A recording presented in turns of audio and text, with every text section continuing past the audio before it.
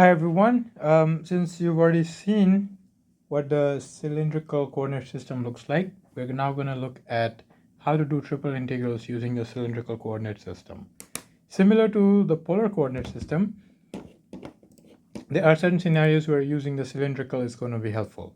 And as we'll see later, there are some other scenarios where using the spherical is easier. So here's the setup. We always have a solid when we're working with triple integrals. The top and bottom surface of the solid is given by u2xy, u1xy. So we're assuming this is a type 1. We project this down, and when we project this down into the region D, instead of looking at it in an xy term, we are now looking at it in a polar term, which is as a radius between h1 theta and h2 theta, and theta between alpha and beta.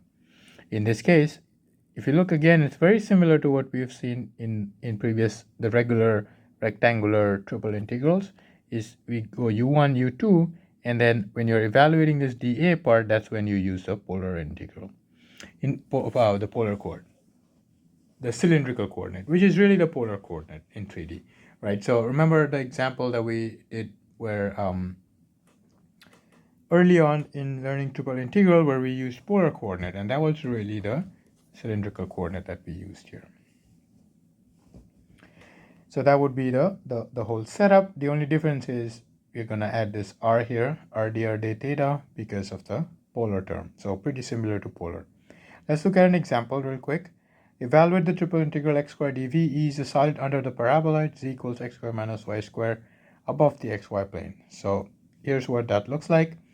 And again, because there is a circle involved, a circle of radius 2, I'll convert this to polar to have the equation as 4 minus r squared. And then I can set up my limits. So z goes from 0 to the top of this dome, which is 4 minus r squared. R goes from 0 to 2, and because it's one full revolution, it goes from 0 to 2 pi. So this gets set up as first as x squared. So x is r cosine theta squared, r dz, z goes from 0 to 4 minus r squared. Then we go dr, r goes from 0 to 2, and we have d theta, which goes from 0 to 2 pi. You do the first round where there are no z variables, so you just plug that in. You get an r cubed cosine squared theta that's originally there, and an additional 4 minus r squared. Then you have a dr d theta 0 to 2 and 0 to 2 pi. This is separable, so you can just go 0 to 2 pi cosine squared theta d theta times 0 to 2, then you have a 4r cubed minus r raised to 5 dr. Now this we have seen, the only thing it's going to contribute is pi, and this is going to be, the 4's get cancelled, so you get a 16 minus 1/3 of, so 8 over 3. Oh, that's a 5, sorry. That's going to be 32 over 6. Oops. 64 over 6, or 32 over 3, which is 48, and then a 16, so 16 pi over 3.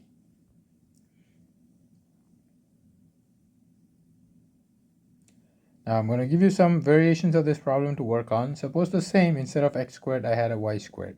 So you can do any one, or you can change this to z and see how the answer changes. And we'll look at one more example.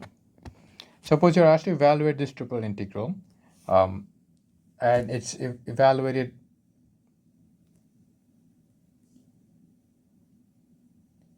This is one of those where it's a triple integral, which we will then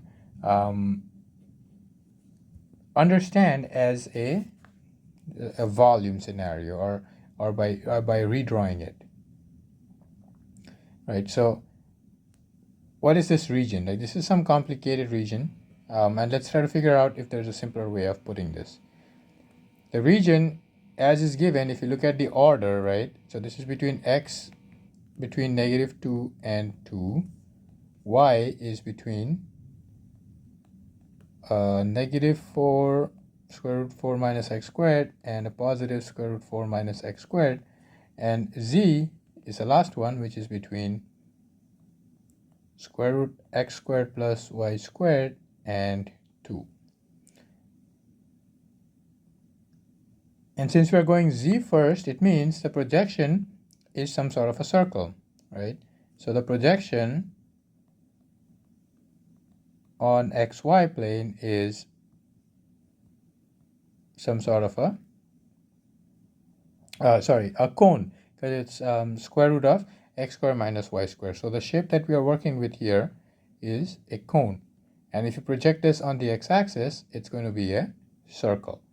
So immediately by doing that, I can now convert this entire thing into a polar coordinate scenario, because this will be r squared, and I will have an r dz dr d theta, where z is going from r to 2, r is going from 0 to 2, and theta is going from 0 to 2 pi. Because this is z equals square root of x squared plus y squared, which is square root of r squared, which is r. So z is going from z equals r to this point, which is z equals 2, because that's from the lower limit. Now this is easy to evaluate. This is just r cubed and then a 2 minus r dr d theta 0 to 2, 0 to 2 pi, which then becomes r to the 4 over 4 minus r to the 5 over 5, 0 to 2. That's 16 over 4 is 4 minus 32 over 5.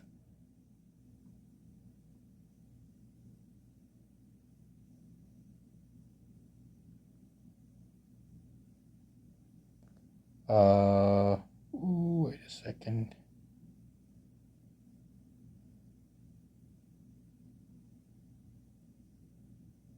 Oh, 2. So 8. So if we 8, which gives 8 over 5, and then times the 2 pi to get 16 pi over 5. So very much similar to polar coordinate system, just making sure you add that extra r in there, and there's going to be some sort of circular shapes involved, so cylinders, cones, and all of these kind of shapes. That's it for this video. Next we will look at spherical coordinate system and how we can do triple integrals in spherical coordinate system.